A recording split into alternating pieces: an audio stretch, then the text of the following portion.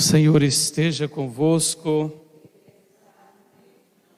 Proclamação do Evangelho de Jesus Cristo, segundo Marcos. Naquele tempo,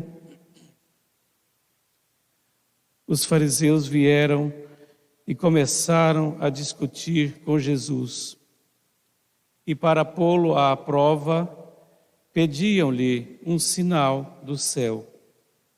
Mas Jesus deu um suspiro profundo e disse: Por que esta gente pede um sinal? Em verdade vos digo, a esta gente não será dado nenhum sinal. E deixando-os, Jesus entrou de novo na barca e se dirigiu para a outra margem. Palavra da salvação.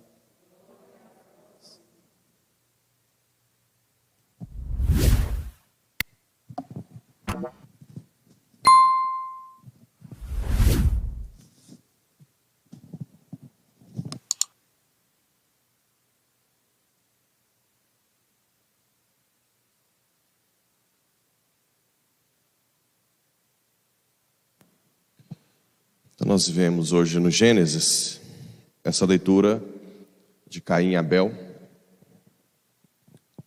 Dizem que foi escrito bem depois da primeira passagem, primeiros capítulos de Adão e Eva. Inspirados, claro, tudo inspirado. Ninguém estava lá no dia. E a ideia de que depois que houve a ruptura com Deus, o pecado entrou de uma forma tão grande a um ponto de o irmão matar o irmão. E aqui a gente vê os detalhes, né? Caim ofereceu os frutos que não tinha.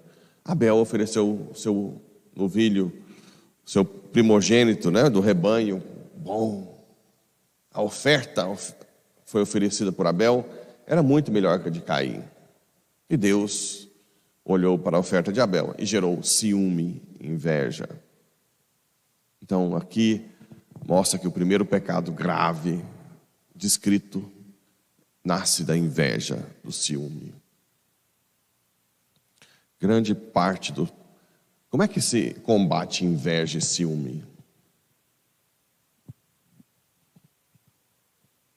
Por que existe inveja e ciúme? Porque você está dando valor a algo que na hierarquia de valores não é tão importante. Ou seja, que se você ter ou não é importante para a sua vida espiritual. Mas você dá tanto valor naquilo que quando outra pessoa adquire ou recebe honras, você não suporta. Qual é o remédio para isso? Tem gente que chega perguntando: eu não aguento mais porque eu tenho inveja, eu não quero sentir, eu luto, não adianta. Eu luto e não adianta. Por que não adianta? Como é que se combate a inveja e ciúme? Não tem outra forma a não ser você mergulhar no mistério divino e descobrir valores infinitamente maiores que são para todos que buscam. Ou seja, o remédio para inveja e ciúme é conversão mais profunda.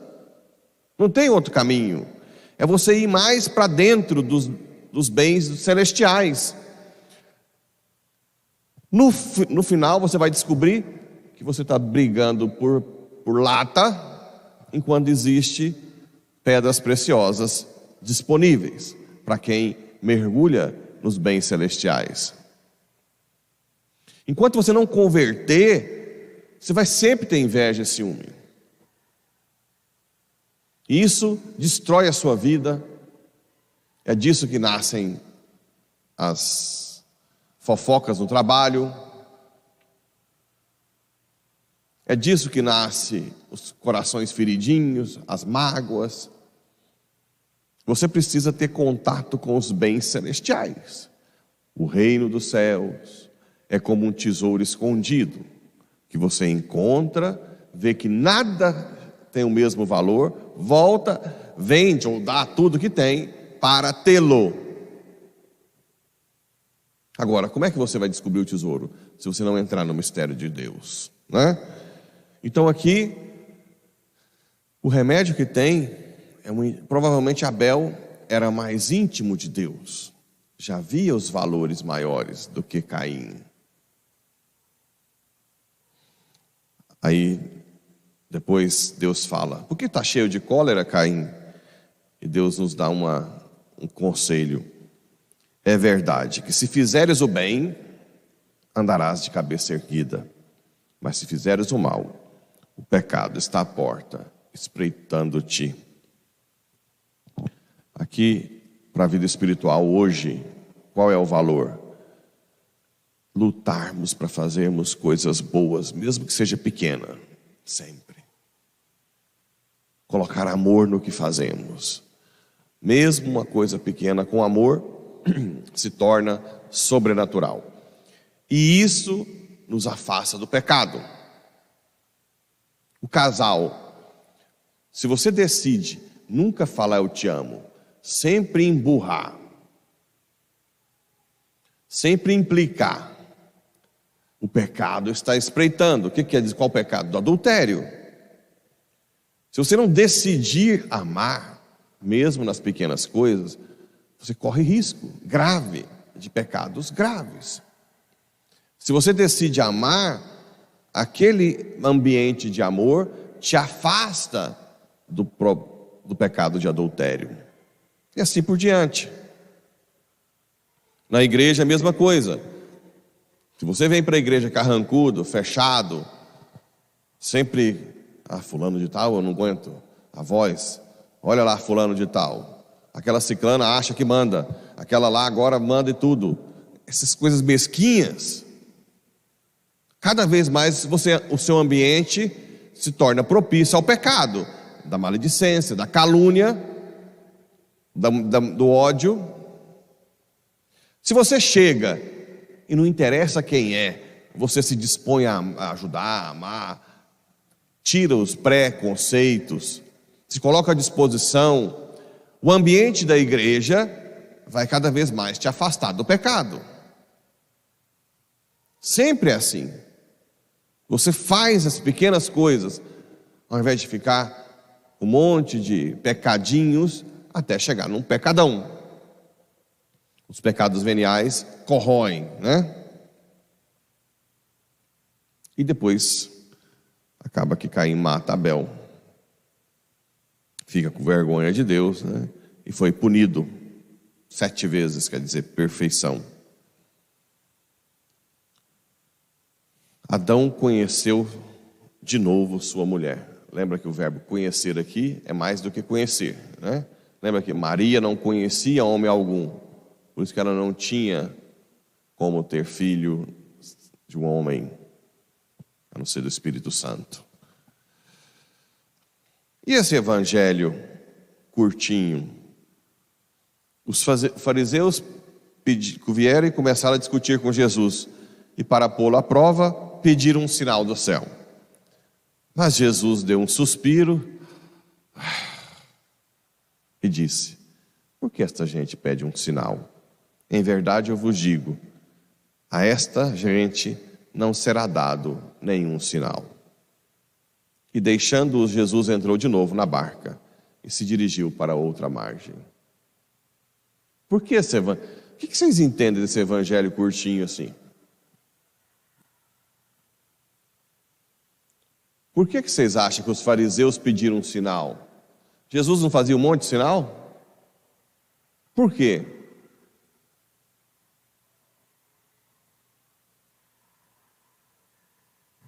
Vejam bem, guarda isso.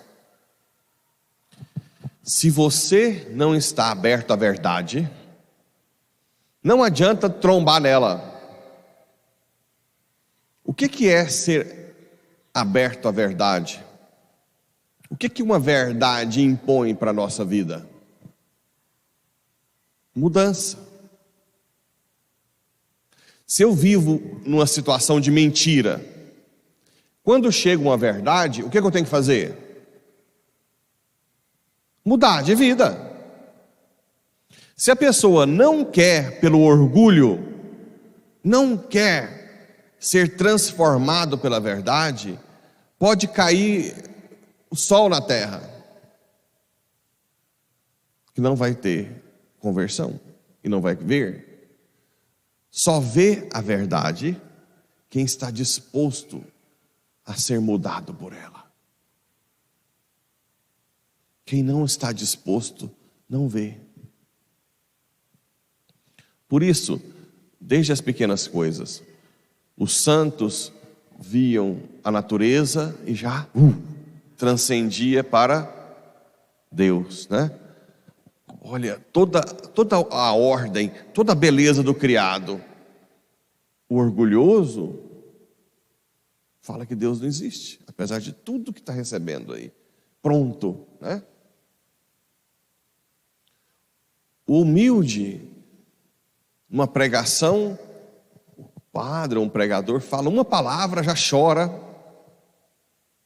porque aquilo está servindo para a vida dele. O orgulhoso nem entende e ainda fala mal de uma interpretação errada que fez. Sempre é assim. Só conhece a verdade quem quer, quem está disposto.